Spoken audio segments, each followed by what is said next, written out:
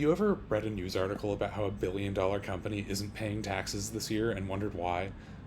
Do you know why Google hasn't paid off their $28 million in debt when they have $111 million in cash sitting in their bank accounts?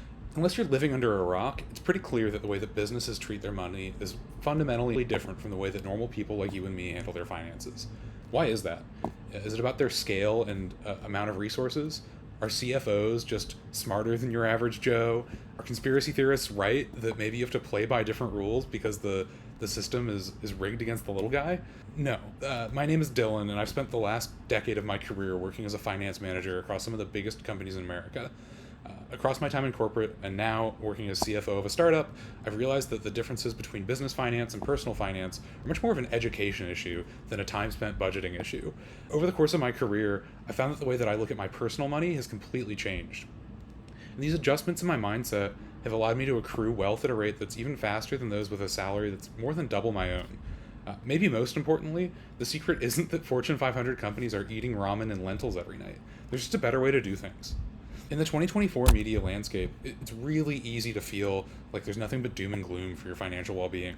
In the last year, traditional media has bombarded us with headlines about bank collapses taking your money, government debt ceilings failing, and the end of Social Security payments. While on the other hand, you have social media that's filled with drop-shipping 19-year-olds that claim that you're an idiot if you haven't purchased a Bugatti by the age of 16. The sensationalized nature of the content that these outlets are incentivized to produce makes it really easy to forget the personal component to personal finance. There's a new scheme every week to teach you to be financially free on TikTok.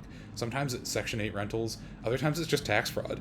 These things all work until they don't, or the IRS comes after you, but these gurus aren't going to tell you that their scheme only has a 1 in 10 chance of working, because that's just not what gets clicks. This has resulted in financial illiteracy becoming incredibly pervasive in our culture and has led to many people losing their entire livelihoods due to poor risk evaluation. In the last year, you've seen everything from crypto scams or believing that like a certain loud kitten is going to make GameStop the world's most valuable company.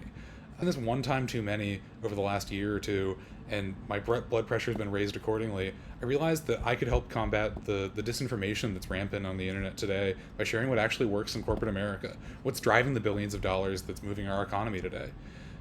Whether you like it or not, we're all the CEOs of our own lives. While your life may not be about profit optimization the same way that a company is, everyone has a goal for their money, whether that's sitting on a beach in your golden years or just being able to provide a better life for your children than you had growing up. My goal is to teach you to be an effective CFO. That means that you can supercharge your financial growth by leveraging the same strategies as the most profitable companies in the world. Each of us have the power to shape our own future, and what better way to do that than to learn from the most successful entities in the world rather than just mid-tier grifters. While it's certainly not an exhaustive list, making this as an introduction to what retained earnings as a whole will cover.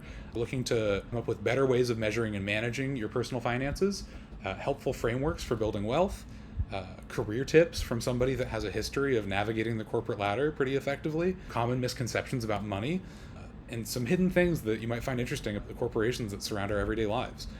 If any of that sounds interesting to you, you're definitely in the right place. It may surprise you just how much a corporate finance lens might help to inform you about the way that the world is moving today.